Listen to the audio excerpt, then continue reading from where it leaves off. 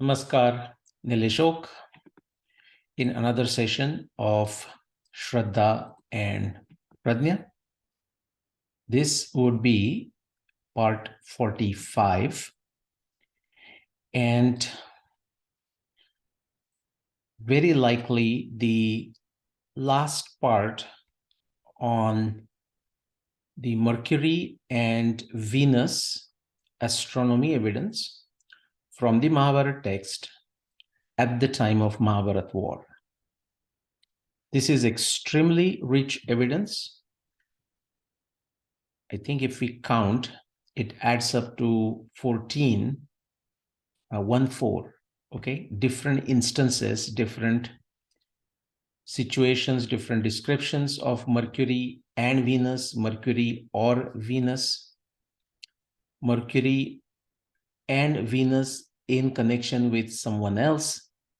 And I have said 14 plus because if you look at other videos in this series, you will realize that there are many additional observations.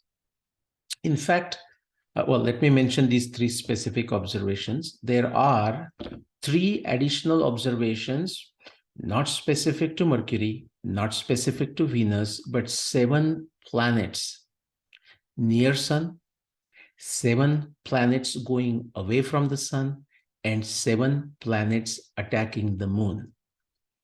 And those 7 planets does or must include Mercury and Venus.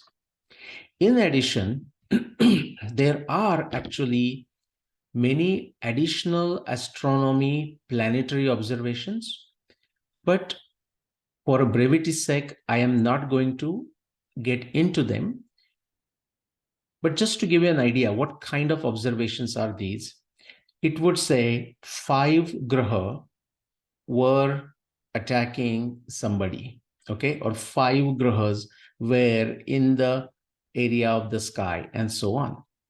Now, because it just says 5 graha, okay, like a Pancha Mahagraha, but it does not specify what they are.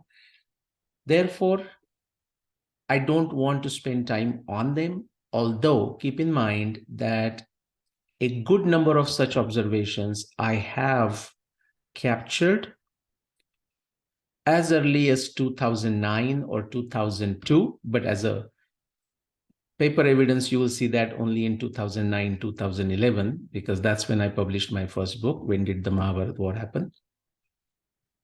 And they have shown up into that book. They have also occurred in many of my lectures, many of my blog articles, many of my social media posts. And at some point, I may, just may, only may choose to do it. But this is for the sake of completion, just like number of things that I am doing here. As far as the veracity and the exclusive importance of the year 5561 BCE is concerned, in fact, even some of the very specific Mercury, Venus, Jupiter, Saturn, Mars, Sun and Moon evidence I'm discussing is not even required. That is how precise and accurate the astronomy, planetary, specifically planetary, graha, because that's what we are discussing, evidence of Mahabharata text is. Okay, it's right on the money. No ifs, no buts. So some of the generic ones, I'm going to skip it for now. Of course, let me just make this very clear. No other Mahabharata researcher, exceptions none, is even aware of such generic planetary evidence, such as 5 grahas were covering a bright star.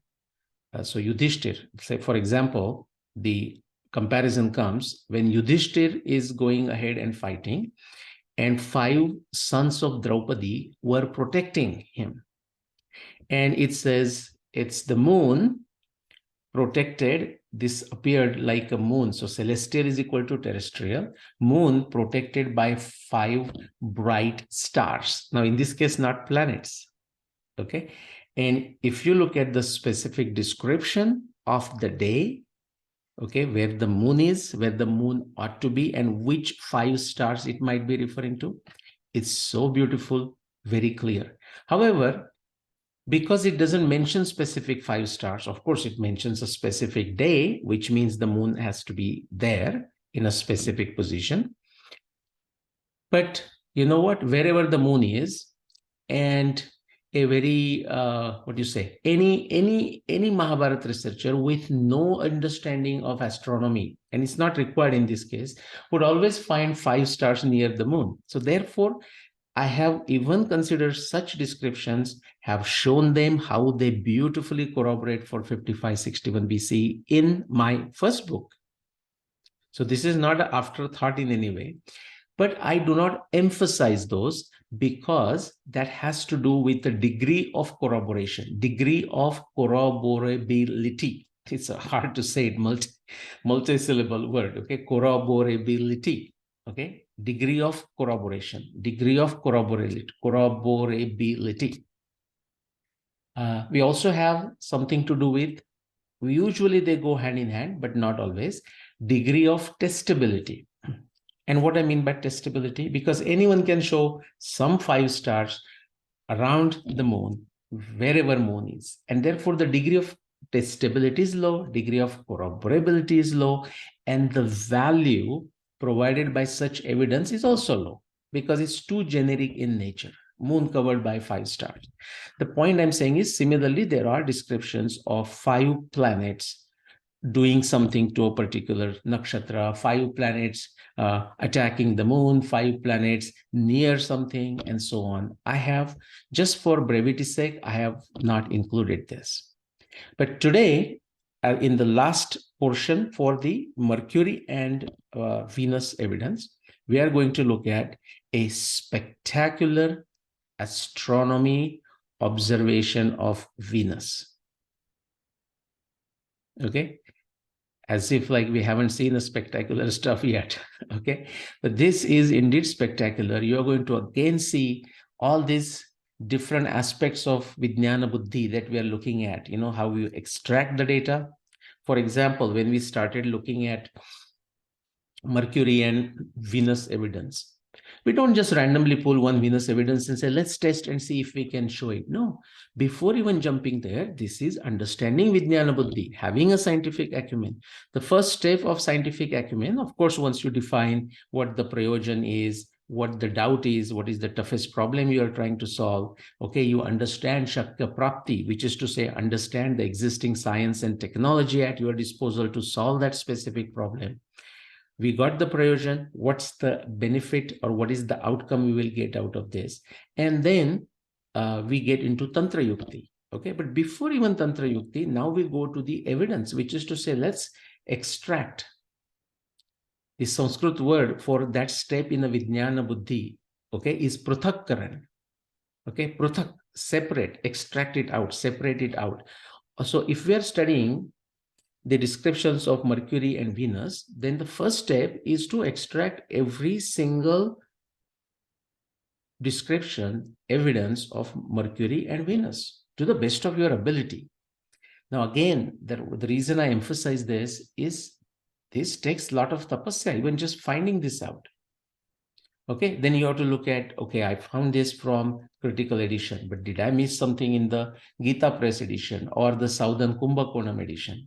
Or if I found something in Gita Press edition, do I have the same reading in the critical edition, or is there some part of it?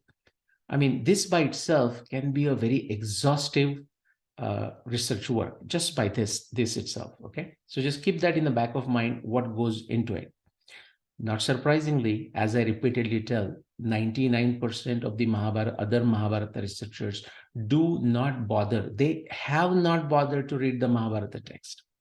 In fact, the 14 descriptions, let's go there, the 14 descriptions that I'm referring to, and I have shown it in the last few episodes, majority, and I'm when I say majority, I'm saying this in a euphemistic sense, okay? Just give some benefit of doubt to some. But frankly, close to 100% are simply not even aware of this Mercury and Venus evidence. Forget about they testing it. So they are not aware, they have not tested. So think of it. They have not classified, they have not tested. So if you look at Vijnana Buddhi, so Pruthak step is missed, Vargikaran step is missed, the classification step is missed. Okay, in terms of Anukram, which evidence is most important to test first, like the crucial evidence and crucial experiment? How do you decide which evidence is has a potential, okay, the importance, in sense of importance, to test first? Well, if you have not extracted, how would you even decide? So that step is gone. Okay, the Mahatva Mapan or Taratamya, the gradation, no clue. What about Anukram? In which sequence it should be tested? That's why you find extremely naive folks suddenly just jumping to what was that? Balarama and 42 days. Of course, we will get there and we'll have a lot more fun. Or Balarama is one. Yeah, then nothing else is coming to my mind, but that Balarama is like, many people send me this. Okay, Nilesh, what do you think of this? And I ask those people who send it to me, they cannot be lazy. Okay, otherwise I just simply ban them. Okay, they cannot be just idiotic and lazy. I ask them, you are asking me for my take on this, which I have given in my book. So my question to you is, have you read my book? If some other naive Mahabharata researcher is just randomly, without understanding the scientific acumen of Pruthakkaran, Vargikaran, Anukram, Mahatva Mapan, Taratamya, Indriya Pramanya, Indriya Bhram, Samuchay, or what do you call, like how you bring all these different points together, like unification, you can say, okay, Ekikaran. None of this principle is even understood. Even they are not aware of it. Forget about understanding it. I'm talking of Mahabharata researchers. So therefore, these random individuals or Mahabharata enthusiasts, and I'm glad that they do it, but it's very haphazard. For example, when they come, I ask the question. So you are bringing me that question and you want my input on this. What do I think of it? Have you read my book? Because I have already discussed before these naive Mahabharata researchers even became aware of it. Many of them became aware because after reading my book, and that's perfectly fine. I mean, my book is meant to be read and reread multiple times. But then I also asked these people who bring it to me, I said, whoever that other side is, have you understood what he or she is saying? And if you have understood it, can you explain it? Also, if you have understood it, do you agree with it? Because if you don't, and many will say, no, I don't agree with it, but I want to be 100% assured. I said 100% assurance is not required. I mean, we just don't go and start entertaining every Dick and Harry. This is very important. So if, again, why I'm spending time on this? Because anyone who wanting to come to me, and many people, I'm going to stop email very soon. I'm working on a website and hopefully I don't have to respond to any emails anymore. If you send me an email and if I see that you have not done the background work, you're not getting a response from me, as simple as that. But something else, if you have read the other position, if you have understood it, and if you don't agree with it, guys, don't wait for me. Don't wait for my second opinion. My second opinion is not required. All that I wanted to say is there in my 3 books. Of course, it's there in my videos, and of course, it's there in my blogs. But you guys start writing about it. Don't wait for me. If you make mistakes, so what? Guys, I'm telling you, if you are sincere, if you have a basic common sense, and if you analyze my work or work of any other Mahabharata researchers, and then you start talking about it, you will not do ever worse than any of the other Mahabharata researchers. That's how pathetic their work is. And it will take this time, okay, before folks with some guts, okay, and skin in the game come forward and start talking about this. Right now, no, everyone is basically very sheepish, very scared, incompetent. Nobody's going to talk about it. So be it, okay? But spend time doing the tapasya so that you truly understand this field. Again, what's the idea about this? Again, I emphasize this. It's not about the vyakti. Therefore, I don't take names. It's about the vritti. The vritti that is exhibited by majority of the Mahabharata dating researchers is not any different than what Western Indologists and their lackeys have done for last 200 to 300 years. No difference, guys. I'm going on record to say this. If you think otherwise, bring a specific claim, bring a specific individual and his or her claim, write a paper, write a short note explaining why you think the approach they are using is not like Western Indologies or their lackeys. And I'll be very happy, of course, have some skin in the game, because the next thing would be we can have a back and forth, but I don't want to waste my time with that anymore. So we have to, next step would be we have to get on a open discussion, debate. I mean, you don't have, if you are scared of a debate, we can call it a discussion, but the reality doesn't change. It has to be on the camera, uncut, unedited, open, and so on. Okay, back to this. I have talked enough about this Mercury and Venus with respect to the sun. Okay, Mercury is not very easy to observe because it's not far from the sun, whether it is observed after the sunset or before sunrise. Ditto for Venus, but in case of Venus, its situation is not that bad. These both of them are inner planets, okay? And the numbers that you see is the maximum separation that, or elongation, that's the word used, greatest elongation, Mercury can have from the sun, or Venus can have from the sun. And so therefore, one has to make a lot of efforts, especially observing Mercury. In spite of that, we have significant number of Mercury observations from the Mahabharata text. Why is that? Vyasa tells us. Vyasa is observing the skies for a long time leading to the day of the war. That's why he can say samvatsara sthainancho graho prajulito vubho vishakhayo samipasto brahaspati shanashchara. Brahaspati and Shanashchara, Jupiter and Saturn are in the vicinity, okay, becoming steady, sthayi, becoming bright, which is they are going in retrograde in the vicinity of Vishakha for a long time, samvatsara, for up to a year, okay? And then what? These two planets with their bright coppery shikhas, their moons, their satellites, okay? And something else. Saptarshinam udaranam samavachadhyavai prabha, dimming the lights of Saptarshis because they are in retrograde. As such, they are bright. And why Saptarshis? They are right in this area. These kind of detailed descriptions over a very long period of times are there in the Mahabharata text. Mahabharata year plus minus 1 year. And it's very consistent. You note that from the descriptions of Jupiter, like of course, so this near Vishakha. But you also see that from the description of Saturn. You also see that description of Jupiter going Vakra near Shravana. Okay, you see 8 to 10 different descriptions of Mars over this time period, over different nakshatra. That tells you, yeah, it's at least 1 year and very likely 2-year time period. And now we are going to look at last piece of Venus evidence. Before that, from this Mercury evidence, we have, in the very first part, we looked at all the conjunction-like scenarios. So I'm going to get rid of those because we have explained those. So they are gone. We have already beautifully shown how that matches for 5561 BCE. In fact, those conjunction-like scenarios are very short-term observations because remember, Mercury is very dynamic. So we have to ask the question, why Vasudev is describing the conjunction-like scenario.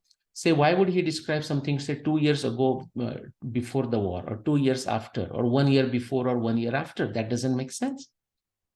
Because Mercury is like a flitting planet, as far as its observation from the Earth is concerned. But we don't have to take a guess. All the conjunction-like scenarios for Mercury, and of course, Mercury, Venus, Mercury, Venus, Mars, and Venus and Mars, and so on, they all occur during the 18 days of the war. Not a surprise. This is not some random coincidence, guys. This is the beautiful way of Vasudev putting together information in such a way that even when it falls in incompetent hands, and hopefully they have a Shraddha, or they don't do anything because that doesn't make sense to them. So they just get bored and run away or do their own idiotic things. Those people with Shraddha, I call them preserver of tradition. They may not understand it, but they will preserve it with Shraddha, and that's how it has come to us, okay, over a period of 7,500 plus years. Now, so those all conjunction-like scenarios that I refer to, they are all during the 18 days of the war, practically 18 days of the war. I don't know if there is one or two exceptions, but I don't think so. Now, right on this page, for example, now we have left with 3.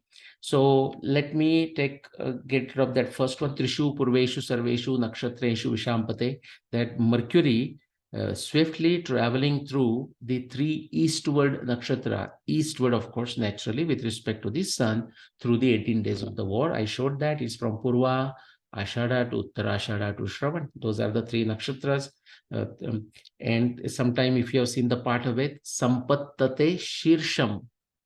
Okay, the Shirsha, like Nakshatra ka Shirsha, which means what? Yogatara. And you can see the vicinity of Mercury with the Yogatara of Purvashada, Yogatara of Uttarashada, and Yogatara of Shravan, those 3 ones. So that is been explained. I did one whole episode on that. Then we were left with these 2. Out of this one from Karna Parva, 17th day of the war, after Karna was killed by Arjun. Beautiful description. After sunset, Rijagam Chastam Savita Divakara Grahascha Tiryak Jwalanarka Varna Somasya Putro Abhidaya Tiryak. So we understood what is that abnormal reverse. Okay, I last time when I described it, I found some word which I think matches beautifully for that Tiryag or Tiryak. Okay. Reversed rising. I think that's what I said. Reverse rising, Abhyudaya Tiryak, reverse rising of Mercury, and how that was happening through the 18 days of the war, right to the 17th day of the war, and it continued on the 18th day. So we did that. Then the last one, it was a great illustration to show the power of Patha Veda. Why that's important? Because many naive researchers will create this scarecrow of a Patha Veda or create this scarecrow of interpolations. In fact, sometime I'm going to talk about this as a full dedicated episode on this utterly nonsensical scarecrow of Patha Veda and interpolations. Are we denying that? No, absolutely not. There is a Patha Veda, there is interpolation, there is a chaos of these assumptions. But that's not limited to the text of Mahabharata. That is limited, that is prevalent in any text. That is prevalent in in the epics, that is prevalent in the Puranas, that is prevalent in the other Darshana-Shastra granthas. You can see the Patha Veda there. That is prevalent. See, all these assumptions are prevalent in everything that is created. So, for example, if Kalidas is writing Raghuvamsha, he has his own assumptions that come into the picture when he's writing it. Somebody is writing Shakuntal. Okay, there is a Mahabharata version of Shakuntal. You also see those versions in the Puranas. If you take story of Ahalya, there is a Valmiki Ramayana story of version of Ahalya story. But over time, they have been modified. So Puranas have been modified. Okay. Or then we talk about genealogy evidence. Okay, no genealogy is complete. Not even a single genealogist chart is complete. Now, is genealogy evidence useful? Absolutely, but still it's not complete. What about the epigraphic records? Okay, there are these naive researchers who will not trust Mahabharata text because maybe it has some Patha Veda than this, but they will trust the epigraphs and even give an extremely false notion that all the epigraphs are leading them to one date. I mean, this is what I can say, fraud in the broad daylight. Okay, again, people need to become expert in all of these fields, guys. Okay, don't get into the expert's fallacy, authority fallacy. For example, if I show you here Karna Parva, Gita Press 9449. As a starting point in the Shraddha, if you say, oh yeah, I mean, if Nilesh is saying, why would he lie? Hey, that's a good starting point. But at some point, if you start doubting, my conclusions, I mean, not just on one verse, another one, it behooves, on your part that, just like we do the sampling, in statistics. Just randomly select 15 verses, go look at what I'm saying. Is that true? And frankly, I might have made some errors there. Sometimes like a 100.20, it may be 100.21. And yeah, I mean, it's just, if you start doing it, then you will know how much hard effort this is. So there can be mistakes, but don't confuse mistakes with deliberate distortion, deliberate fraud that is being done in daylight. Again, this has been learned by our side from the Western Indologists and their lackeys. I really fail to understand, at least for the our side, what is that devious motivation of theirs. But as they say, like if you go to 16th chapter, the Daivi Pravrutti, the Daivi Pravrutti and Asuri Pravrutti. This is not like see, Asuri Pravrutti is not a prerogative of a Western Indologist. Don't be under that wrong impression. Okay. It can tempt anyone. And so therefore it's important to know the Asuri Pravrutti. This is mine and that will also become mine. And I will become famous and people will think, oh, he's the greatest guy or she's the greatest guy. I mean, these kind of temptations can come very easily for all of us, me included. I'm not excluding myself. So therefore, again, Nyaya Darshana says, Pravartano Lakshana Dosha. Look at the behavior. Look at the behavior of individuals. Again, there also you need a level of maturity. Okay, for example, behavior of the individual, and also it will say, don't go by the words. See if there is a malice behind it. Somebody may have a rough language. Somebody may be very polite, but very evil-minded. You see that among politicians. I mean, they can be sweet talkers, but doesn't mean you take them at a face value. The reverse is also true. Somebody may be a rough talker, okay, but ask if his or her heart is in the right place, so on. So don't fall into the expert fallacy. Do not fall into the authority fallacy. Question everything. Have that some sense of that tension, some sense of that samshaya. It's very important.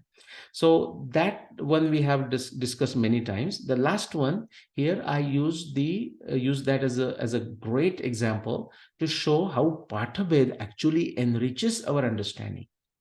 Now, I showed this as an example, but this is not limited to it. In fact, you can pull for any verse of the Mahabharata and go to critical edition and pull out the footnote, which is essentially summarizing all the Pathabhed for all the editions, all the manuscripts they used, and see how your knowledge goes up. Okay, so their Buddha Shanashchara is what they have selected. But when we looked at it, we saw some of the one that actually do not make any sense, like a Baddha Shanashchara or Baddha Nishakara. But then we also have a Buddha Nishakara. So which one is it? The Baddha Nishakara, Baddha Shanashchara go away because they don't mean anything, and that especially doesn't make sense when two warriors are fighting and just referring to one planet as a fixed planet or held planet or prison planet doesn't help.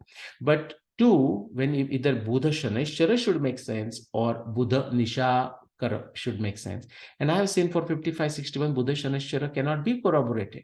This is how upfront one needs to be in corroboration to clearly say no confusing language. Does it corroborate or not? And show it how people can corroborate. And just like a tennis game. Okay, is the tennis ball when made shot is made, is this in or out? Therefore, who gets the point? As simple as that. That's the verisimilitude score or truth likeness score. All right. Okay. And so we explained that too. In case of Venus, guess what? We have explained everything again. Actually, all of them are these conjunction-like scenarios through the 18 days of the war. Notice, except the first one on the top left, everything has got a day written next to it. First day, 9th day, 14th day, 14th day, 18th day. And we have shown this. So now we are left with only this. This is a fascinating, exciting observation. Shukra proshtapade purve samaruya vishampate uttaretu parikramya sahita pratyudikshite. Like all these other observations, this also comes as a nimitta. Why am I mentioning this? Because there are another idiocy that is being done by numerous Mahabharata researchers. When they see the word nimitta, they immediately translate this in an extremely idiotic fashion. I'll explain why I call this idiotic, as a bad omen. Nonsense.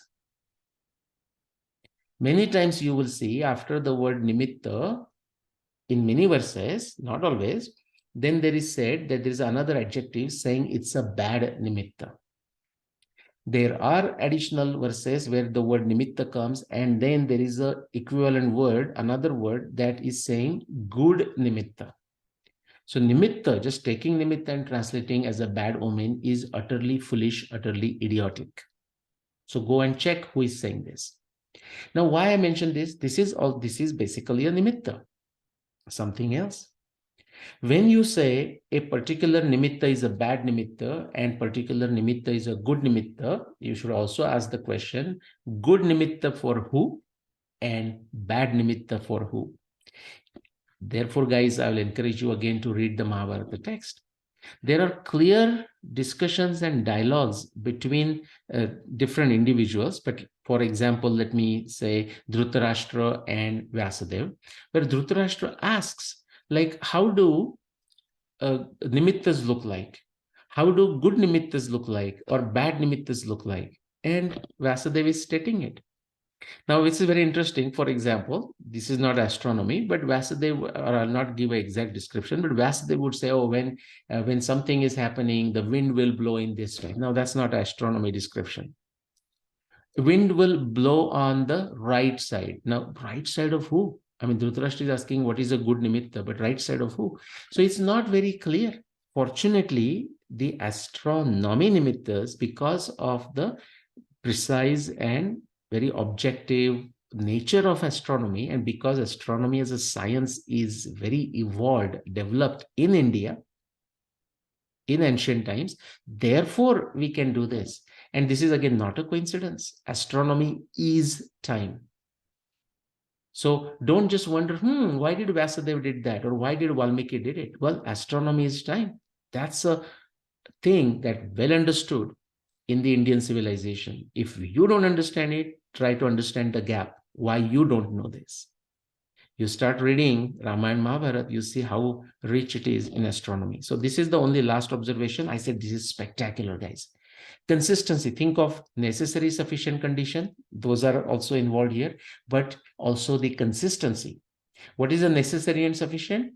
Every single aspect that is described in this shlok, okay, the way when we do the corroboration, is it necessary, but also was it corroborated sufficiently? That is number one.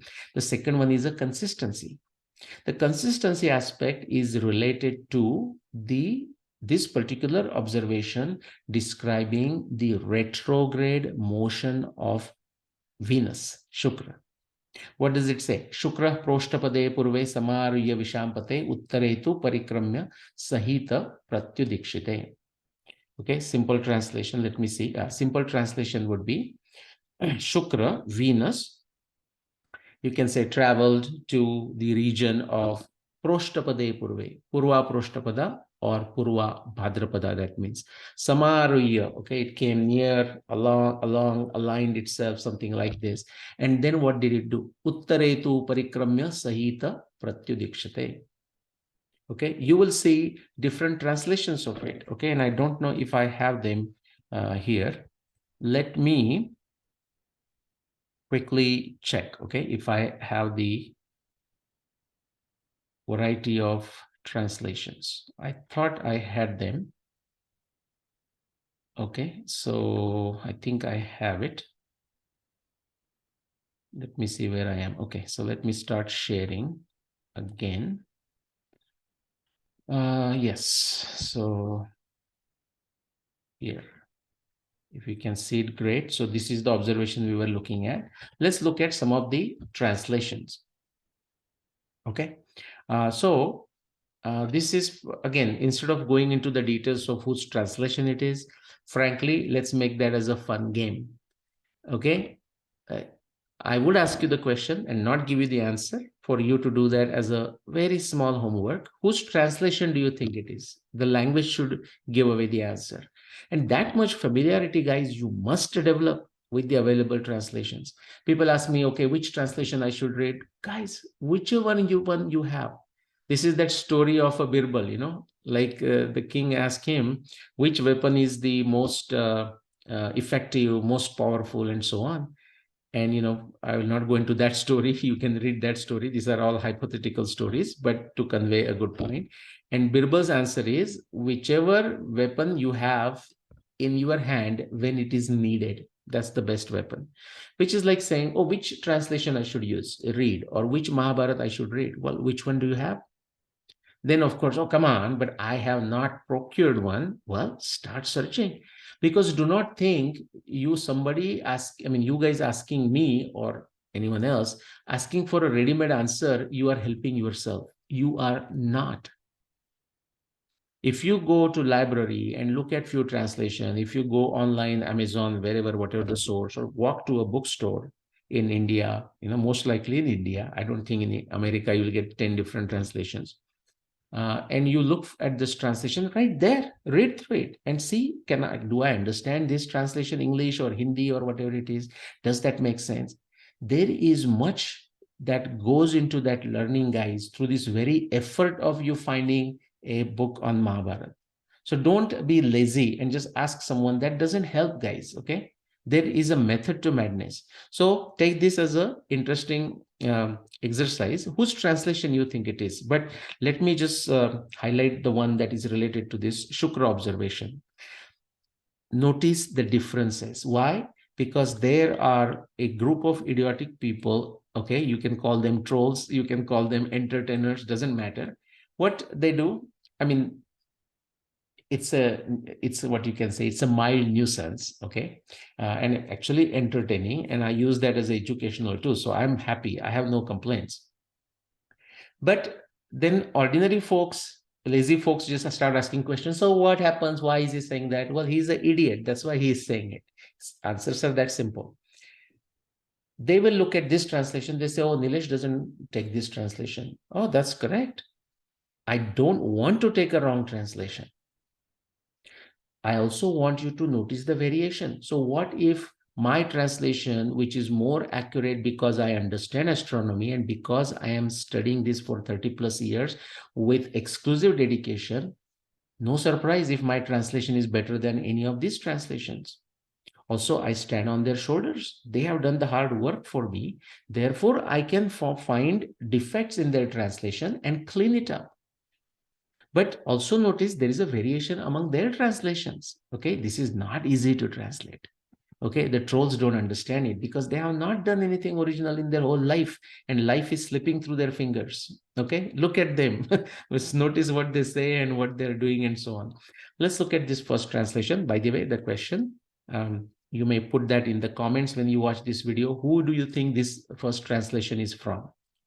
Okay, the English should give it to you. That's a clue. The translation, the planet Shukra ascending towards Purva Bhadrapada, so that Vishampate is taken as a rising. Vishampate has many meanings. I will not go into those. Rising, ascending, arriving, you can shining, you can take anything. Ascending towards Purva Bhadrapada. Now, Shri Proshtapada, he hasn't said Bhadrapada. A person with the basic knowledge of astronomy is not perturbed by this. Okay, Dhirastatra Namuyati. So yeah, that's Purva Bhadrapada. Fine. And notice shines brilliantly, and willing towards the Uttara Bhadrapada. See that note, focus on that word willing, okay? like a chakra going something like this. But that's not a very neat, that's not very good translation. Let's put it this way, okay? Willing towards the Uttara Bhadrapada, but it does the job. Now, notice the Uttaritu Parikramya is that translated by this particular translator as Uttara Bhadrapada. Not just to the north. Notice this. And I'm not saying one is right and the other is wrong. Just notice the differences. Look towards it, looking towards it, or looking towards Uttara Bhadrapada, having effected a junction. Okay, having effected a junction with a small planet. So it's like as if like saying when the Shukra did that, there was another planet there, something of that effect. This is one translation. Let's look at another translation. Again, you can take this as a guesswork, whose translation that is. Let me highlight the area where this particular Shukra translation comes. Shukra is rising towards Purva Proshtapada. Very similar. Okay, now the person did not use Bhadra or Bhadrapada, but kept Purva Proshtapada as is. Having crossed it, it is glancing towards Uttara. Notice the translation, okay? Willing towards Uttara Bhadrapada, because that's why you need to understand nakshatras nowadays. Remember, in my previous videos, multiple times I have said, not only you need to remember the nakshatras, you need to know their sequence. So if you start Ashwini, close your eyes, Bharani, Kritika, Rohini, Mrugashirsha, Ardra, Punarvasu, Pushya, Aslesha, Magha, Purva Falguni, Uttara Falguni, Hasta, Chitra, Swati, Vishakha, Anuradha, Jeshta, Mula, Purvashada, Uttarashada, Shravan, Dhanishta, Shatataraka, Purva Bhadrapada, Uttara Bhadrapada, Revati. This is just one basic level. Something else, close your eyes again. And those of you who are following this and doing this exercise, can you remember the ecliptic is our reference point? Okay. And the Yogatara for a particular nakshatra is either to the south or is either to the north of the ecliptic. Okay. Still, we call that nakshatra space, a chunk of that ecliptic, 13 degrees, 4 minutes. But the Yogatara could be to the north, could be to the south. Now, the one Yogatara, like Yogatara for one nakshatra, they both may be to the south, but they have some difference. Like, is it further south from the first one and so on? It's also very important that you know this. And when I'm doing this, the reason I close the eyes, I mean, of course, I know you trust me. All sensible people have reason to trust me, but this is not like some big deal to impress you on anyway. But the reason I close my eyes to emphasize the point, I don't have any cheat sheet here, that I'm reading it from. So therefore, I want to close my eyes. Okay. And unless like the president of United States, there is like a, what you call teleprompter, I have to think it from my memory. So I'm going to keep my eyes closed. Something more.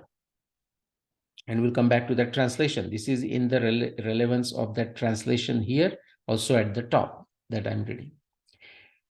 So let's begin with Ashwini. And you should be able to visualize also. It's very important, guys, because then only you understand, then from Purva Bhadrapada, it went to Uttara Bhadrapada, or then it turned north towards Uttara Bhadrapada or something. I mean, what does that mean, right? So if you start with Ashwini, and of course, I'm going to give you the answer, but before I give the answer, see if you can guess the correct answer. So with respect to the ecliptic, of course, we are going from the west to the east. We are in the region of Nakshatra Ashwini. Where is the Yogatara of Ashwini? Is it to the north of the ecliptic or is it to the south of the ecliptic? Guess your answer. The answer is it is to the north of the ecliptic. So Ashwini, Bharani to the north, almost along the same line, you can say, same latitude, just a very crude way. What about Ashwini, Bharani, Kritika to the north? What about Rohini to the south? What about Mrugashirsha to the south? What about Ardra, Aha to the south? But also there is another Yogatara for Ardra, Alhina, okay, almost right on the ecliptic. What is the next nakshatra? Punarvasu. Where is the Yogatara of Punarvasu? Well, actually, Punarvasu has 2 or even 4 Yogataras, 2 to the north, Castor and Pollux, 2 to the south, right? The Canis Minor, Gomesa, and that area. Let's go further. Next one is a Pushya. Where is the Yogatara of a Pushya? To the south. Ashlesha to the south. Magha, practically right on the ecliptic. Uttara Purva Falguni to the north. Uttara Falguni to the north. Hasta to the south. Chitra, almost practically right on the ecliptic. Swati, way up north there. Remember, we looked at Swati. Okay, that is the Nishta. That was a pole star practically inside the pole circle, on the verge of pole circle, near like a point of NCP 58,000 years ago. Since then, it is taking a flight. That flight is described 14,000 years ago by sage Valmiki as Hanumana jumped from Mahindra Parvat to the southwest towards Ravana's Lanka, not to confuse with Sri Lanka. And Surya Siddhanta uses that, the latitude information about all 27 plus nakshatras in Surya Siddhanta tells us the latitude measurements made in Surya Siddhanta for all the nakshatras. Do you know when they were made? Guys, be ready to be dazzled. 10,000 years ago, 8,000 BC. That's when the latitude measurements of the nakshatras as given in Surya Siddhanta were made. 10,000 years ago. Keep this in mind when anytime some Dick and Harry, some idiot, some troll tells you that, oh, by the way, the uh, Indian astronomy came from Greek astronomy. Greeks did not even exist. The Greeks did not exist for the next 8,000 years or next 6,000 years. They did not exist. I mean, again, this is not like putting anybody down. Actually, genetically, you can show that the Greeks are basically migrants from India. Okay, India to the outskirts, western outskirts, from there the Yamanya migration to Europe and so on and so forth. You can talk about this, but that's not the subject. But where were we? Sorry, I forgot which nakshatra we were on. I think Hasta to the south, yeah, Chitra right of this, Swati, that's correct. Swati way up there in the north. Then what? Vishaka, around that ecliptic. What about Anuradha to the south? What about Jeshta to the south? What about Mula to further south, as we are going further eastward, okay, in a circle? Then what? Uttarashada to the south. Sorry, Purvashada to the south. Then Uttarashada to the south. Then Shravan. Oh, go to the north, way up there, okay? That's Shravan. Then Dhanishta next to it, still in the north. What about Shatataraka to the south? What about Purva Bhadrapada to the north? What about Uttara Bhadrapada to the north? What about Revati around the ecliptic? And then we are back to Ashwini. Guys, this is required. If you want to appreciate this, if you want to have goosebumps, if you want to have raised hair, romancha, then this is required. If you want to appreciate it, and then if you want to explain it to your children, you want to explain it to your parents, you want to explain it to your friends, you need this, and this is not some sophistication, guys. This is very basics of astronomy, but you need to get into this. Why is this important? Let's look at this. At the top, it said, so it ascended towards Purva Bhadrapada, shining brightly, shining brilliantly. Shukra is always bright. Then wheeling towards, like moving towards Uttara Bhadrapada, looking towards Uttara Bhadrapada Nakshatra, so on, in the presence, having effected a junction in the company of some other planet. Okay, that is the translation at the top. The translator at the bottom has simply not bothered to refer to that other possibility of some other planet. That's why it is written in having effected a junction. This Shukram Proshtapade Purve Samaruye Shampate Uttaretu Parikramya Sahita Pratyudikshite or Samyadikshite or something. That is translated as with, along with someone. And therefore, in the parenthesis, the first translator has written possibly a small planet or something like this. I'm going to show you that small planet too, by the way. But it's a bit of there is a hesitancy, and that's understandable because it's not very clear in the original Sanskrit words. Okay, I will show you. I don't know if I have it, but I would have to go back and change it. So I'll skip it for now. I could have shown you the Pathabhed and see Pratyudikshite, Samadikshite, and so on and so forth, but not required. My point is there is some hesitancy in the translation. So you can't necessarily blame the second translator and saying, hey, come on, why are you not saying in the company of something else? The person said, I'm not so sure. Okay. The first translator used it Purva Bhadrapada or Bhadra. The second translator just kept it Purva Proshtapada on the safe side. But look at further. It says, having crossed it, meaning having crossed Purva Proshtapada, it is glancing towards Uttara. Now, it's not very clear. It is glancing towards Uttara as in Uttara Bhadrapada, or it is glancing towards north. Again, I will tell you, when people say, oh, but did you get the right translation? Damn it. Just do a Indriya Pramanya testing, do a empirical testing, objective testing. You will get additional insights that will tell you what possibly is meant by Uttaretu Parikramya. Is it referring to Uttara Bhadrapada? Is it referring to the north? The answer is yes. Okay, we are going to look at this. Let's quickly look at two more. This is from another place and with the Hindi translation. Shukra Proshtapade Purve Samaruya Virochate. See, you saw the variation. Vishampate, it was there. I think that I have got one more. Yeah, There you go. So samaruya virochate, samaruya vishampate. That's a part of it. Is this a thing to just throw the towel and says, guys, I'm helpless. I can't do that if there is a variation. Yeah, many people do that because they don't understand astronomy. What is the second line? Uttaretu parikramya, so far so good. In one line, one version of it, it says Sahita samudikshite, Sahita pratyudikshite. Has that, yeah, it's a part of it. Has that made a big difference? Yeah, not at all. Not at all. Okay. Now let's look at the Hindi translation there.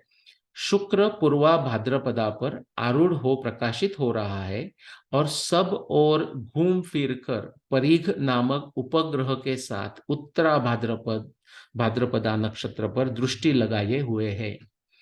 Now this is what I want to tell you. See, for example, now somebody will say, oh, that Parigha namak upagraha, is this coming from Parikramya? The answer is no. In fact, this person, whoever translator he or she is translating sab or ghum fir kar as a translation of the word parikramya. Parikramya is sab jagah gol ghum ke aana, just go, make a round, we say, make a round around the neighborhood, make a round around the city. It's like that. Make a round on the freeway, or whatever you want to call it. So that is that sab or ghum fir kar. Where does this parighanam comes from?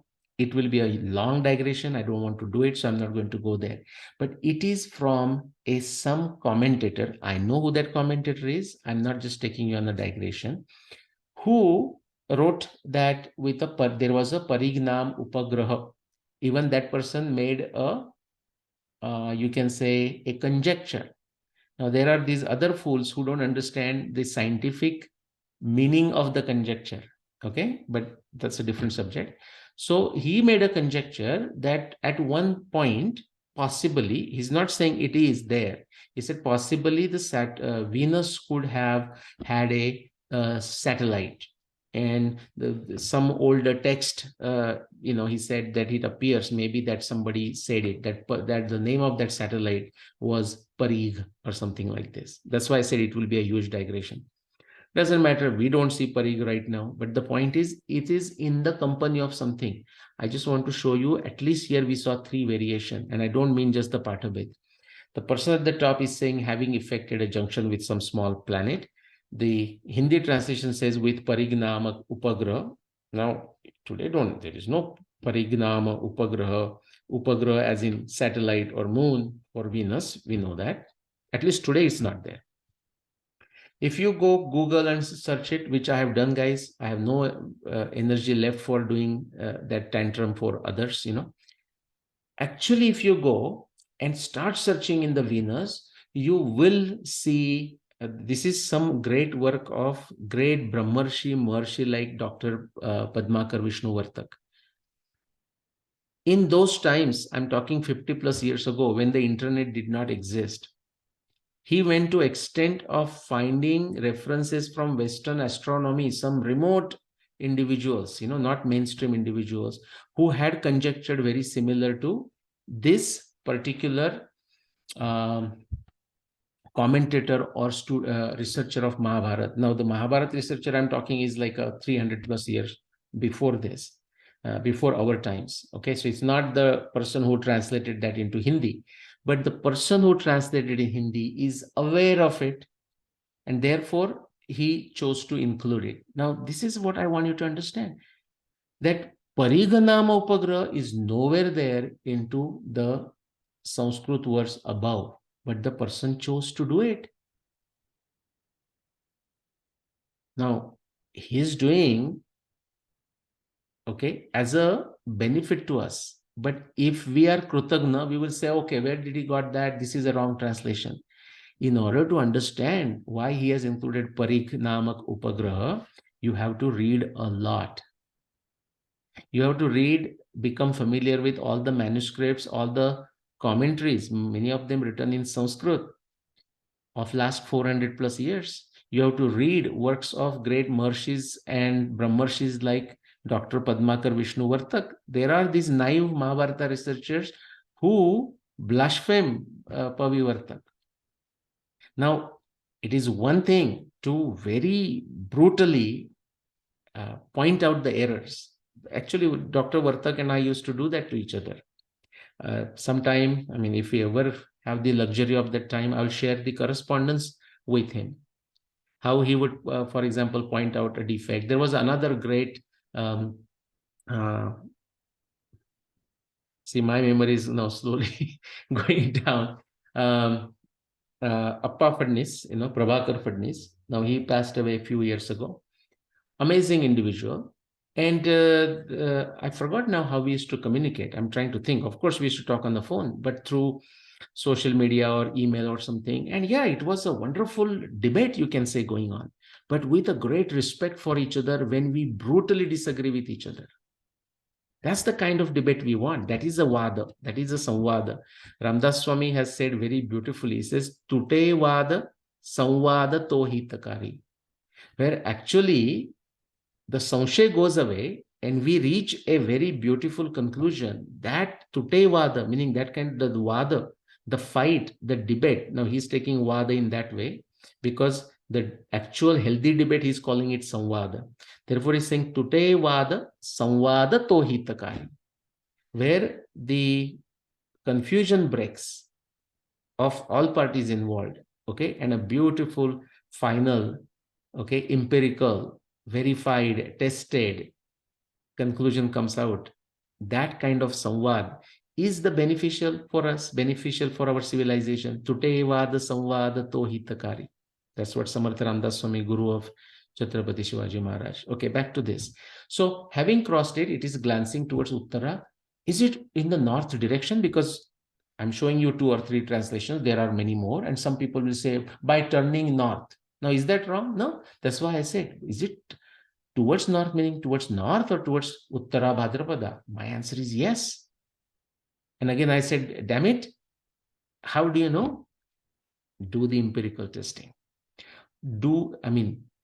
Hold every single Mahabharata dating research responsible. Where is your objective empirical testing? Okay, just the Shabda Jnananupati Vastu Shunyo Vikalpa, that kind of stupidity you should not entertain. They are saying something with the words, but they have absolutely nothing to back it up. And somebody they show sometime one. Just don't get foolishly impressed. You say, okay, thank you very much. Now show me the next one. Now show me the next one. It won't take you more than 5 observations before they fall to the, they fall flat. The whole thesis breaks down. But who is going to do it?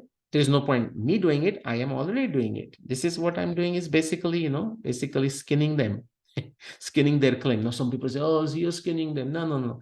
Guys, I'm not talking of a Vyakti. I'm talking of a Vritti. Even that applies to even Western Indologists.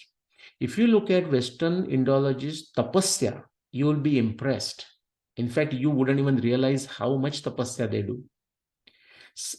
In a language that is extremely alien to them, they go through the pain of learning Sanskrit, learning grammar, learning Nirukta, learning Chanda. It's not easy. The pronunciation. I mean, they can't say our proper names right. Forget pronouncing Sanskrit, but they will go through that pain. Even I'm talking of anti-India, breaking India Western Indologists. And of course, they're lackeys. I mean, the lackeys is a really crazy crowd in India. I will not talk about them right now. It will require a Mahabharata-like thick book. But when I criticize them, I'm criticizing them in an objective fashion. They don't understand what science is, I will say. They don't understand logical reasoning. They don't understand astronomy. That's what my complaint would be. So it is about their vritti, and still they make tall claims. It is not about the vyakti. I want to emphasize that. Okay, so let's now go and check this. We are going to check it in 2 different ways. Okay, so let me stop sharing first. Then I have to share. Now, the reason I talk like this is because I will forget to share otherwise, as I have done sometime in the past. Okay. It's very difficult to keep track of everything that's going on. Okay. What do we have? Thanks to a great Mahatma in a true sense of the word, Amaresh GSG. Okay. Amaresh GS Garu. Avare or Avaru, whatever is the right word. Very kindly, he has created these simulations. Do not ask for them. They will not be sent. They are meant to be experimental, and they must remain in capable hands. Now, when you reach that position, you will create your own, or I would be very happy to share it. But let me decide when I'm happy to share, not you saying, now I'm ready and please share. Okay. Very important, guys. Okay. So what do we have here? Sun at the center, then Venus. Okay. And now, of course, I can put Mercury here as well, but that will just unnecessarily confuse and crowd the matter. So I'm removing that. So only Venus. So between this is the inner planet. So Sun, Earth, and Venus is in between. Venus is going around the sun. Earth is going around the sun. It's a simple demo. This is a circular orbit. In reality, you know that it's not circular and so on. So don't look for 100% perfection. However, the kind of perfection you're going to see, it will blow, totally blow your imagination. You have seen this, of course, before. We have also drawn a line that starts with the Earth, passes through Venus, and is extended and projected against the background reference frame of nakshatra. We have namely 27 in number. Those are vertical 27 lines. And if you want, we can write down the titles also. For keeping it clean, I will just take those labels off. Now notice, you have seen this before, but I want you to notice how Venus is seen against the background nakshatra frame from the Earth. And what does Venus do, or what different types of patterns Venus creates when it goes retrograde? That's why we are doing this. Okay. All right. And you can understand this is just simple geometry, guys. Okay. So let's do this and set and animate, and periodically I'll be clearing the tracks, So Venus is going to, the average time is going to complete circle around the sun is 225 days. Earth does it in 365 days. Right now, this is a forward motion of Venus, but keep focusing to see when it goes retrograde. When it goes retrograde, I want you to notice the position of Venus with respect to the sun and the earth. Okay, so far it's all forward motion. Venus goes retrograde about what, 18 months, every 18 months to 2 years, somewhere in that time period, it will go retrograde. Okay, do notice when I will clean it up again, clear track. When it goes retrograde, notice the relative position of Venus with respect to the sun and with respect to Earth. So far, we have not seen a retrograde.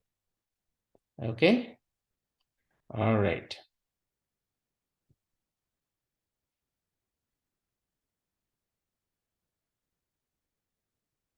Now it's time. Venus is in retrograde. Notice the position of Venus with respect to the sun and the earth. I hope you noticed it. It was between the sun and the earth when it went retrograde. So it was closest to the earth, if you notice. Okay. Now Venus is always bright. So I will share sometime all the brightness variations that you see for all these planets, including Venus. But Venus and Mercury, because they are close to the sun, and as we see, whenever we watch it from the earth, it's always close to the sun, not far from. We saw that maximum separation is 45, 47 degrees for Venus and 18 to 28 degrees for Mercury. So you get a huge, a lot of reflected light from it. They are close to the sun. And something else. Okay, let me clear this. And something else. When Mercury also goes retrograde, but Mercury is one hard to observe. So, and there are no descriptions in the Mahabharata text. That's why I did not show it to you today. I have shown it to you in the past. It will go retrograde every 88 days. But when Venus does it, Okay, I want you to notice it created a loop last time. Venus can create different shapes depending on the relative positions of the sun, moon, and sorry, not moon, sun, Venus, and Earth. I want you to notice it, okay, when it does that. Notice it is going retrograde now. Okay, it is going backwards. And please notice the kind of pattern it created in the sky. This time it did not create the loop. If you can carefully watch it, it's like an English letter Z or Z. That's what it created. Okay, so it will create different kinds of shapes depending on what it is. Again, I clean that. We will look for one more instance of retrograde, and it is for a reason. You will be able to see it sort of in a bright orientation, better orientation. And then we will go to astronomy simulation. I'll take you to 5561 BCE and show you Venus doing a parikrama. Uttaretu, what is that? Shukra proshtapade purve samaroye vishampate uttaretu parikrama near Purva Bhadrapada. I will show you. Okay. So, okay, we are going to wait for one more, and we'll stop this. So when you see this physically, you also get to see why it's an apparent motion. It's not like really any of the planet has slowed down and now starts going backward. No, it is only a what you can say, not hallucination, but like a mirage. It's like only a relative motion as seen from the earth with respect to the background nakshatra. So see, now it went into that parikrama. So see that parikrama, how it did. So it went there, came back, and did this. Okay. In fact, I may take you one more, and for a reason. Okay. So notice what it did. It went there. It now up is north in this case, and down is south. So it actually turned south, if you notice. So even when it makes a parikrama, that circle, it can do it in different possible ways. It can come there and it turns southward and made a complete parikrama and then went further. This is one possibility. I showed you another type of shape that Venus creates, and this is true for other planets also, especially Mars. In case of Saturn and Jupiter, they don't move that much, so it's not a big deal. Jupiter will make a parikrama too. Saturn, yes, it does, but it kind of feels like going back and forth like a wiper blade, But let's look at what Venus does. And let me clear this. So the previous one, the way it did is it kept on going forward. When it started retrograde, it turned southward and came back and made a parikrama. I want to show you Venus doing that also while going retrograde by turning northward. Okay, to make that Mahabharata observation understood. Now it's going to do it here. Notice. So yes, it is going in retrograde, turning backwards, but not by going south, but rather by turning northward, making a full complete parikrama like that. And now it is in forward motion. Everyone sees that? This is very important that you notice this. It turned northward and did it. Before it turned southward and did it. Another time it did not make a loop or a parikrama, but rather a English letter Z. If you understood that, I think we have done our job here. So let me pause it and stop sharing. Okay. Then I'm going to take you to the actual simulation. And then we are done. Okay. It would be not that long now. Okay. So where do we begin? If you remember, we begin exactly 1 year before the first day of the Mahabharata war. Why did I choose that? Because that is easy to show that most of the Mahabharata planetary description at the time of Mahabharata war, those observations have been made over a period of plus minus 1 year. How do we know that? Is this just my guess? No. If you look at every specific planet and corresponding observations with respect to nakshatra, you will know that they have traveled for 1 year plus. Other places, there are very specific description, like Vasudev is saying, I'm observing this for 1 year. So we know that the observations are like that. Okay, but that's why you know it. All right, so where are we? On 16th October 5562 BCE, 1 year before the first day of the Mahabharata war. And I have shown you simulations for Mars, simulations for Saturn, simulations for Jupiter, and so on. Okay, let's lock Venus here. So Venus is locked here, and you can watch, but we are not going to focus on Saturn, or Mars is here. Okay, what is Mars going to do? If you remember, yeah, Dhruvam prajulitam goram apasavya pravartate chitra swatyantare chaiva adhishtita parushagraha. So it will do that. Yeah, and then what it will do? Krutva changarako vakra jesthaya madhusudana anuradha prarthayate. It will cross here and so on. We are not going to look at this. We have looked at Mars, we have looked at Saturn, we have looked at Jupiter, we have looked at Mercury. We are going to focus only on Venus. Okay, so I'm going to turn this into a step change of a day. Okay, so this is going back 1 year before the first day of the war. And what we are going to look for is Venus going backward in a loop by turning north near Purva Bhadrapada. Shukra Proshtapade Purve Samaruya Vishampate Uttaretu Parikramya Sahita Pratyudikshite. Shukra Proshtapade Purve Samaruya Vishampate Uttaretu Parikramya Sahita Pratyudikshite, in the company of something. That's all it is been really said, as if in the company of something, along with something, like that. We'll see if there is a company. If it's not a company, no big deal. But actually, I can show that to you too. Okay. Before that, before we get there, become comfortable with a typical motion of Venus when it is not in retrograde. How is this going to appear to you? It's going to appear like a sinusoidal. Think of this as a sinusoidal along the ecliptic, and of course around the Jupiter. Along the ecliptic and around, sorry, did I say Jupiter? Forgive me. Along the ecliptic and around the sun. That's a normal motion. Now, when it comes to retrograde, it is going to either create a Z or create a loop, the parikrama. That's what we're going to look at. Before we get there, just become comfortable with the Venus crossing the ecliptic and going on the both sides, always staying near the sun. Okay, so we start on 16 October 5562 BC, 1 year before the first day of the Mahabharata war. Okay, so let me put this here. So let's begin. Okay, Venus is on the north of the ecliptic right now. Just see, now it is crossing the ecliptic. We're not making a big deal out of it. It's very close to the sun, so it is going to do that. Okay, so it's on the other side.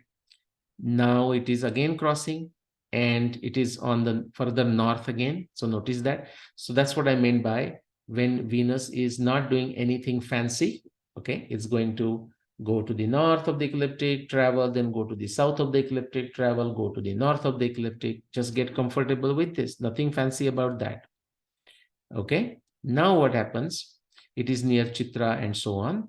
Okay, keep on going.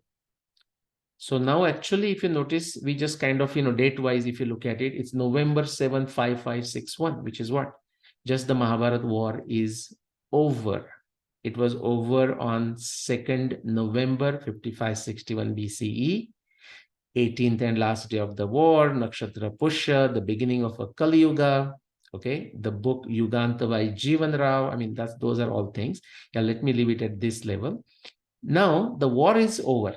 Okay, Bhishma is on the bed of arrows. Still, a lot of things are going on.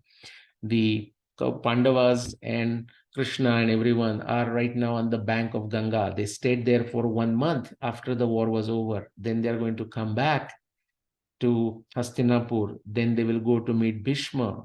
Okay, Krishna will tell Bhishma that he has additional 56 days to live. Then Yudhishthir and Bhishma Samvad will happen for 6 days. Then Bhishma would recite Vishnu Sahasranam. Krishna would recite Shiva Sahasranam.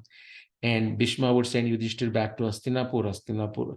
Yudhishthir would come back to Hastinapur. Mahabharata tells us then he lived there for 50 days. And then a day after winter solstice, he went back to Bhishma. That is the day of Bhishma Nirvana, 31st January 5560 BC. So that's happening. But just But at the same time, Vyasa is still observing. And now notice what is happening here. Okay. Notice this Neptune. By the way, there is a Uranus here too. Sahita Pratyudikshite, in the company of something, okay? Company of Uranus, if you want to consider, but better explanation is in the company of a Neptune. Now, don't again suddenly say, how did we say it? If that's not clear to you, go back and watch the whole Shraddha and Pradnya series. It's worth watching multiple times, guys. You're not going to get everything you need to get through this in one sitting, one watching. It's not going to happen. It's super rich, okay? But now notice, and I'm going to rerun this thing again. It was on the south. It has just around Neptune, it just bypassed Neptune. And now look what it is doing. And I'll show that in a fast. Now look, it turned backwards. That's its retrograde. It is making this loop. It went all the way there up to Uttara, between Purva Bhadrapada, Uttara Bhadrapada, then came or turned north and came to Shatabhishaj. And now it is going this forward. Okay, that's it. That is that Shukra Proshtapade Purve Samaroya Vishampate Uttaretu Parikramya Sahita Pratyudikshite. I'm going to do this backward so you see it one more time.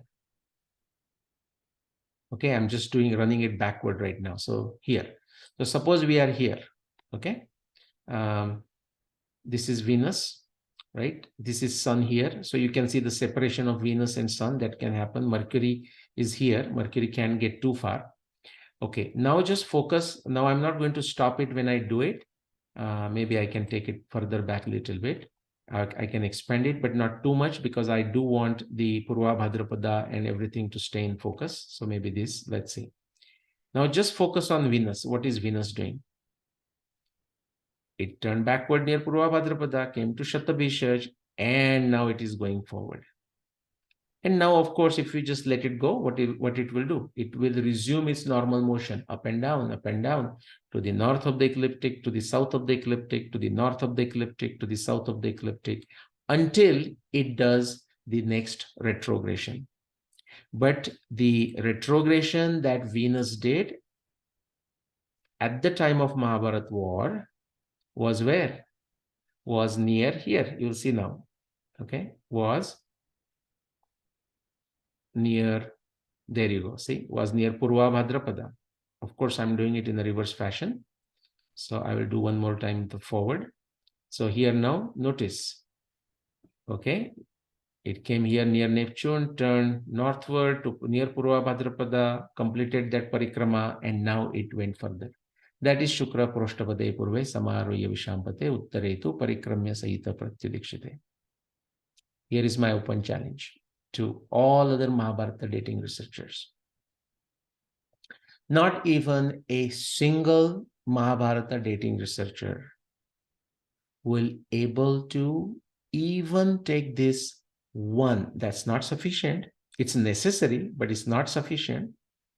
Will not able to show Shukra going retrograde, doing a parikrama near Purva Bhadrapada. For the year they are claiming, plus minus 1 year. Not even a single Mahabharata researcher. Now, a small surprise, and I'll stop. Among the 130 plus other Mahabharata researchers, there is one year, one particular claim, and there is therefore that one particular Mahabharata researcher who is around in our times will feel the temptation to come forward and claim that, look, Nilesh, what are you talking? Or hopefully his followers, even I'm giving you the gender, it's not her, it's his, he. These days we have to clarify the gender too, because there are many genders in between the Z and the 16 pronouns. So there is every reason for this Mahabharata researchers to come forward and says, Nilesh, what are you talking? Look at my year. Have you checked? Look at the position of Venus. It also beautifully satisfies this Shukra observation. Shukram proshtapade purve samaroya vishampate uttaretu parikramya sahita pratyudikshite. I am of course aware of it. I have validated claims of practically every other Mahabharata researchers if it is claimed with sufficient clarity. Like there is a first day of the Mahabharata war given, and this 18th day, and Bhishma Nirvana day, and so on. Specific year, okay? It is easy to validate. I have done that. So this Mahabharata researcher should immediately jump and says, Nilesh, what are you talking? I can show Venus. Let us wait and see if this Mahabharata researcher shows the guts to show it, guts to come forward and say it. It will be very interesting. Okay, if he wants to become popular, so he has every reason to come forward. Interestingly, he will not come forward. And I want to leave that as a simple puzzle for you guys to think over. It is true that this particular Mahabharata researcher, for the specific year for Mahabharata war that he has claimed, he will able to show Venus going retrograde near Purva Bhadrapada, and in the same way by turning northward, Uttaretu Parikramya Sahita Pratyudikshite. So like a naive watchers, they say, well, Nilesh, you matched it. Now, in other episode, I said, suppose you have 300 observations and one could match 299 and one could not match one, just like is the case for mine. Out of say 300, there are 4 or 5, which I will not exactly able to match. These naive onlookers, or sometimes Mahabharata researchers, say, so Nilesh, therefore is your claim is falsified. No, of course that's not correct.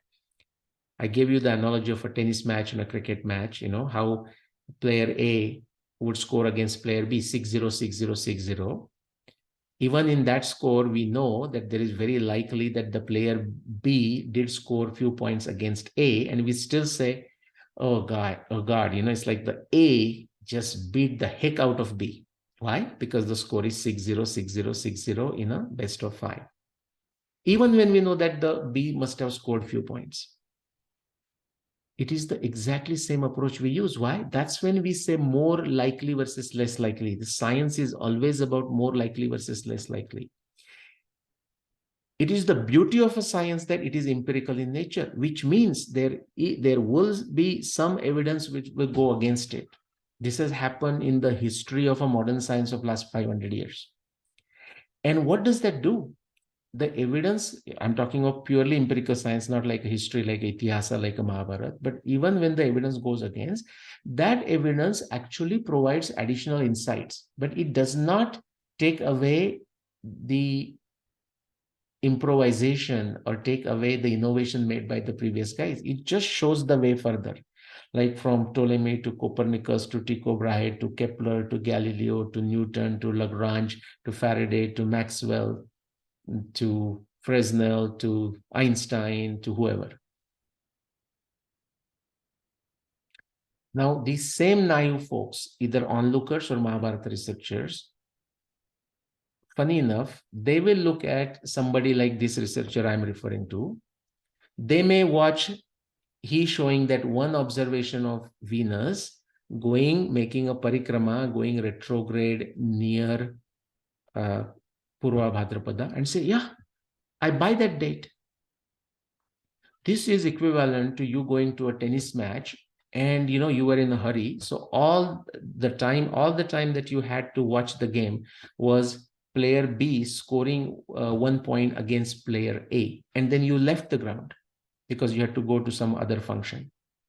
And based on that, it is equivalent. I'm giving you a upaman. It's equivalent to making the judgment, just looking at that one shot. And by the way, that shot is not against me because I can show Venus going too. So it's like a 0-0 score or 1-1, 1-all. But the point is, let's give a benefit of doubt. So you see just that one shot, you don't watch the whole match at all. Just one shot, B scoring points against A.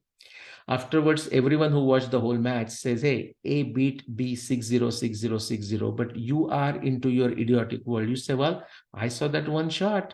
B scored against A. B must be right. Now, how foolish is that? But that is actually happening in broad daylight in this space of Mahabharata dating. And that's why anyone who is interested in Mahabharata, anyone who is interested in Indian civilization, anyone who is interested in the Mahabharata as a Itihasa, the accurate and precise dating, not only of a Mahabharata, because Mahabharata is a sheet anchor for Indian civilization, and therefore the accurate and precise dating of the Indian civilization. If this doesn't bother you in any way, guys, you better not be watching me, you're wasting your time. But if this matters to you, then you have every reason to not only look at my videos, read my books, my blogs, but even find out who are the so-called contenders, okay? What you can say, the competitors. There is no competition for 5561 BC, but the competitors, at least in the social media hoopla, I mean, who are considered, oh yeah, that person has done something. Go and study their works.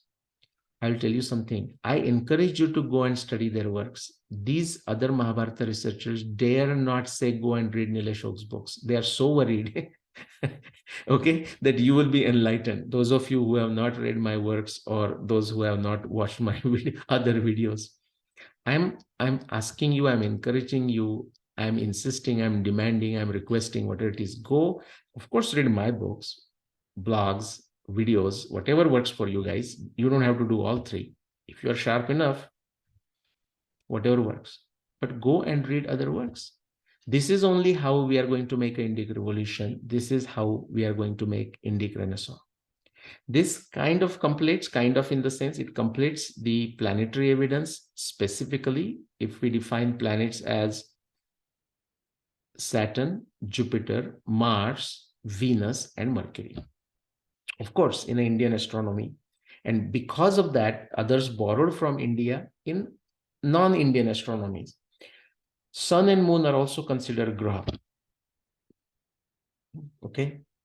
Since they started their astronomy, which is what, about 2000 years ago, the Western astronomy. Indian astronomy, if you're paying attention, at least 40,000 years, at least 40,000 years. And I'm saying at least because suddenly the Indian sages did not wake up, from sleep and said, let me measure the latitude of Agastya. That's what takes us to 38,000 BC. Okay. And if you can watch or read articles by Rupa Bhatti and myself, you can read research papers, those who are stuck in the dogma of peer-reviewed papers. You can read, one day, guys, I will also write a peer review paper, okay, just for the heck of it. I'll maybe write one and stop. We'll see. But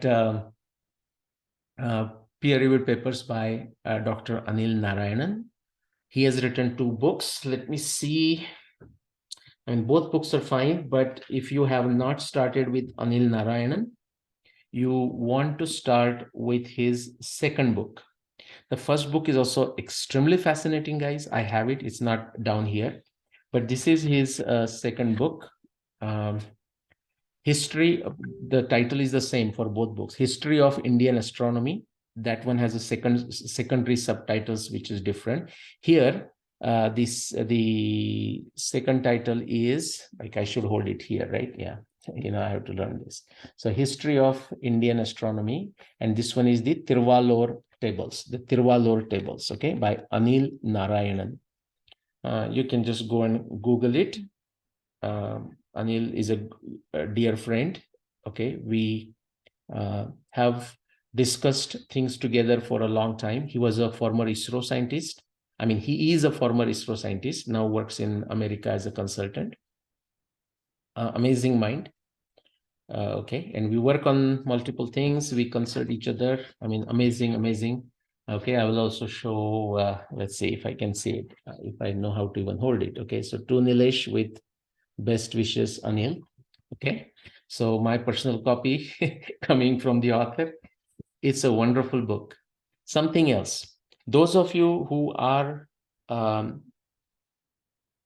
who have some background in astronomy, not a very deep background, but a reasonable one. Okay, understand nakshatra, understand the basics of it, at a certain level, not just the name, I mean. Okay, you understand, you are comfortable reading a research paper. Definitely read his 4, 5, whatever the research papers he has specifically on Indian astronomy. Very fascinating. today what I mentioned, the latitude measurements of nakshatra given in Surya Siddhanta, those measurements were made 10,000 years ago. This is based on very original work of Dr. Anil Narayanan. But this book is a treasure. Okay, so if you have some decent background in astronomy, you have every reason to get hold of the copy of this book. You will love it. Now, there are extremely fascinating things here, not just one thing. And I hope that I bring it out to you just to get your enthusiasm flowing, just to tell you what kind of fascinating stuff is here. Again, the time is always a challenge. The time, resources, money, energy. Okay.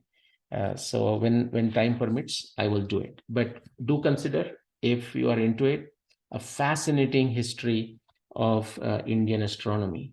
Okay, I mean, just like any of my works, like my work on Mahabharata, my work on Ramayana, my work on Surya Siddhanta with Rupa Bhattiji. Rupa Bhattji's all work. Anil Narayananji's any paper, any of the peer-reviewed paper, his any of the books, okay, basically smashes and throws out the utterly nonsensical claim that Indian astronomy came from Greek astronomy. This was started by a few Western Indologists. One of them, look at the title, how funny, how funny it can be. His title was late Professor David Pingree at the Ivy School. Ooh, Ivy, at Brown University. His title was Professor of Exact Sciences. And he managed to do not utterly, he managed to do perfectly inexact inference about the transfer of astronomy, claiming that it came from Greece to India. You can read any of my book. You can read any of the works of Rupa Bhattiji, our joint paper, any of the peer-reviewed papers of Anil Narayanji, any of his 2 books. And I'm just saying this because this is the active circle that I'm researching in, but there are many other folks in the past, like Lokmanya Tilak's work, Dr. P.V. Vartak, Shankar Balakrishna Dikshit, any of these, and it instantaneously throws away that claim, which has no evidence. So Hitchens razor definitely applies to what David Pingree has claimed. Okay, what is his claim? Indian astronomy came from Greek astronomy. What does Hitchens razor says? A claim made without evidence can be dismissed without evidence. Of course, we can do that, and we have every reason to do it, but we have a lot more. That's what I said. Anybody's work, Lokmanya Tilak's work, S.B. Dikshit's work, Dr. P.V. Vartak, Rupa Bhattiji, Nilesh Oak, Anil Narayanan, and of course, there are many more. Dismissed, out, finito. Kapish? Okay, let's stop here. Okay, thank you very much. That completes our discussion of Mahabharata text. Planetary, specifically the 5 visible planets, as in Saturn, Jupiter, Mars, Mercury, and Venus evidence from the Mahabharata text. And guys, look at this. This is number 45. It took us 45 episodes, about, I don't know, usually 1 hour long or longer, to cover this. A lot more exciting stuff in the pipeline. Okay, thank you very much. I will see you shortly in another episode of Shraddha and Pradnya. Namaskar.